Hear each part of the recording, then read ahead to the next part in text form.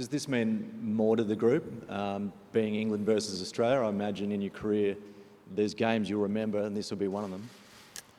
Oh, I think you always remember World Cup games regardless of who it's against, and I don't think you can put any more importance on one game over another in terms of your country's rivalries or anything, particularly when there's 2 points on the line in such a tightly contested table there. So it's going to be exciting, it's going to be big, no doubt, but at the end of the day, it's still 2 points up for grabs regardless of who you're playing. Aaron, I'm guessing that you haven't had a look at the pitch yet. Haven't seen it yet. Yeah. I guess can you tell us what you're kind of thinking? You're not going to reveal your 11, I imagine, but what the discussions around selection will be, or what they have been, or what they will be this afternoon? Yeah, it'll be based more around when we see the wicket, what the conditions will provide. I think we saw yesterday, as the game went on, it started to turn a little bit more than we probably expected it to here. It looked like there was a little bit in it to start with, and then it dried out and sort of powered it up and started turning. So that'll be a case for discussion, no doubt. Which way we go with the quicks. We've been really flexible with our group the whole way through, and that stems from our top order being really flexible with where they bat right the way through specific matchups with the ball and stuff like that. So that'll be the main issues or the main talking points of selection. Aaron, as the World Cup has gone on, or since you've landed in England, have your plans of using Mitchell Starc and Pat Cummins changed, in the sense you're giving them shorter spells with a new ball, bringing them back when you need a wicket? Like, has that changed since you've come here? No, we always knew how important the middle overs will be. I think if you look at all the stats down over the last couple of years of one-day cricket, teams that are really successful through their middle overs tend to win a lot more games, just based on they're going into the back half of the innings, especially the last 15 overs with 6, 7, 8 wickets in hand. It's hard to stop no matter who you're playing and no matter what your death bowling options are. So we always knew coming into it that their middle overs will be important, and especially Starkey and Pat, just by their aggressiveness with the ball and their wicket-taking ability.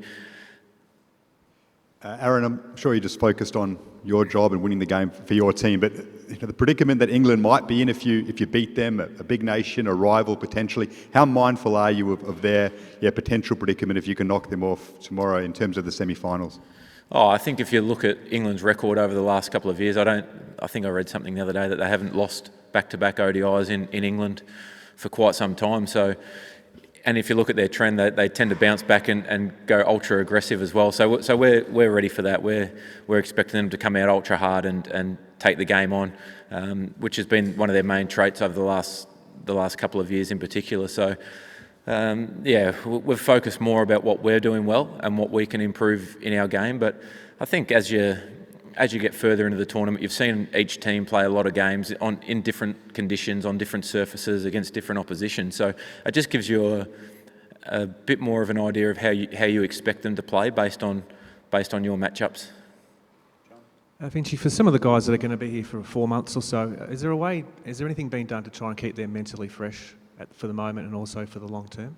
Yeah, the last few days and pretty much to our whole tournament, there's always been, if there's been a couple of training days, one of them's always been optional, just to make sure that the guys are remaining as fresh as they can, because I know when you're on the road a lot and you tend to be in your hotel room, in a dressing room, or out there playing, or in a bus travelling up and down the motorway. So I think it's really important that most guys are experienced enough to listen to their bodies and be able to make that call on when they feel they need to hit a few more balls or put their feet up and not even come to training. I know I think Davey was the only one that didn't come yesterday.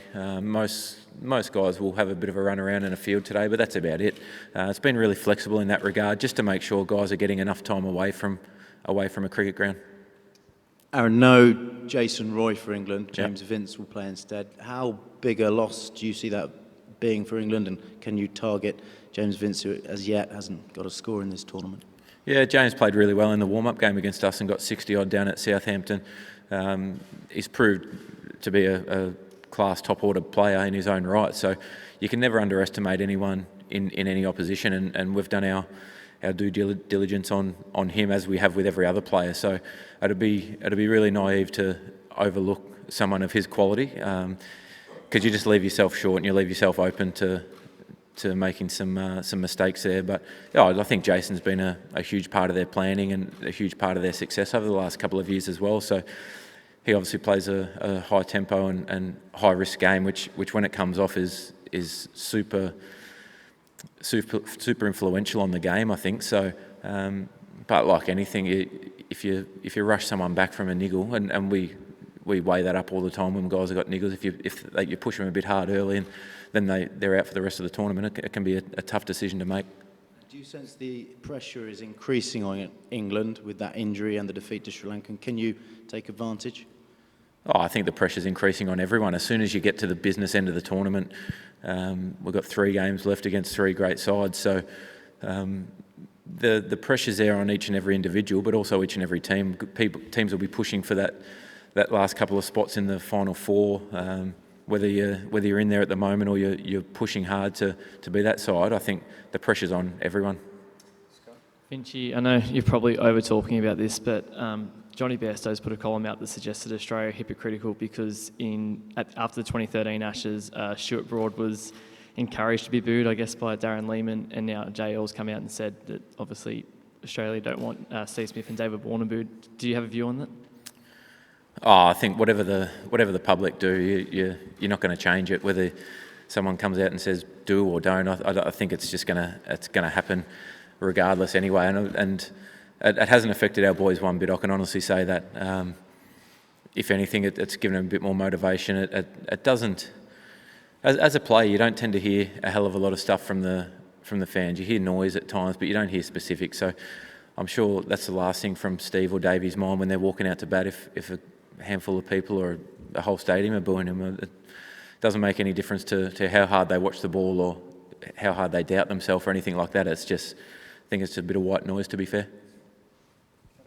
Aaron, just on that, what did you make of the sort of bromance that sort of came to pass during the IPL between Johnny Bairstow and David Warner? And just as an overall point, how easy is it to flick the switch back into international cricket when you're coming up against guys that you'll have got to know pretty well at domestic level? Yeah, I think that's a great thing about domestic tournaments around the world now, is you get an opportunity to play with guys that you might have had perception on just from playing against them about how they played, what kind of bloke they are or something like that. So I think that's opened up everyone's eyes to 99% of people that you play with are good blokes, regardless of what tournament it is or who you're playing for. But it's pretty easy to flick back into international mode. No doubt it's a game representing your country. There's a lot of pride on the line. There's a couple of points in a World Cup which is so tightly contested. So I think a bit like anyone who plays with Davey, they see a side of him when they play against him, then they see one when they play with him, and he's a great man. He's someone that obviously Johnny and him have had some run-ins on the ground too. So it's good to see that when you do get an opportunity to get to know somebody that you take that advantage. And are these guys feeding into your plans? Say for example, Johnny Bairstow, will Dave Warner come to you and said, "I've spotted this about the way?" Oh, absolutely. Everyone's involved in sort of planning meetings and things like that. So you get an opportunity to talk, whether it's in a structured meeting or over a coffee or dinner or a beer, whatever it might be. I think you're all, as cricketers, we're all nuffies at the end of the day for the game. So you're always talking about the game and coming up with different strategies and things that you've seen over time. And a lot of times that changes when a guy's come in as a youngster into international cricket. Their game changes dramatically over a period of time. So you always have to be adapting, and that's what's a great thing about these the domestic T20 comps, is that you get to play with and against so many different players that you wouldn't have had the access to in the past. That you do get to see more of them. Sam, just please keep it to one question, everyone, so we can get around the room. Aaron, how closely are you monitoring the Aussie guys, and specifically, what's the feedback been from Matthew Wade? Probably not only the last week or so, but the last 6 months of his career. Yeah, we've been keeping an eye on the score. There's been a bit of chat between the JL and Hickey and myself and things like that. So it's great to see Wadey come out and smacking him. He's done that for quite a while in domestic cricket now. So it's great to see that they've had a couple of really good wins, the A boys. So and quite convincing as well. So that's really good, and I think it's a sign of the strength that we're we're building over the last couple of years is the depth of Australian cricket is starting to get back to what people call the heyday, the glory years of the early 2000s and times like that when the competition underneath the men's and women's international team was so fiercely competitive that it's starting to get back to that. Guys who are getting an opportunity wherever it might be, they're putting their hand up and being counted and making sure that they're in the forefront of selectors' minds when selection comes up. You've been really good as a captain. You already won the Big Bash. But what was after becoming the international captain, was there any movement when, oh, this is difficult, I need to improve on this? And second, what has been the most satisfying, happy aspect of your captaincy? Oh, there's always things that you can improve on and you look to learn. For me, when I first started in leadership roles, I was quite young like in all the junior representative teams and things like that. And doing it, I think 8 years ago for the Melbourne Renegades, I think from to now, I've changed a lot. I think just in the way that I used to talk a lot, and some feedback from the boys was don't talk so much. So I took that on board, and I don't tend to not talk as much around team meetings or things like that. I try and let everyone else have their own say and just contribute where I need to. And in terms of most satisfying, I think it's seeing guys come into an environment and feel really comfortable in the Australian team when they first come in. It can be a daunting place when you come from domestic cricket to the international, especially if it's an international tour. You're away from home, you're away from your comfort zones.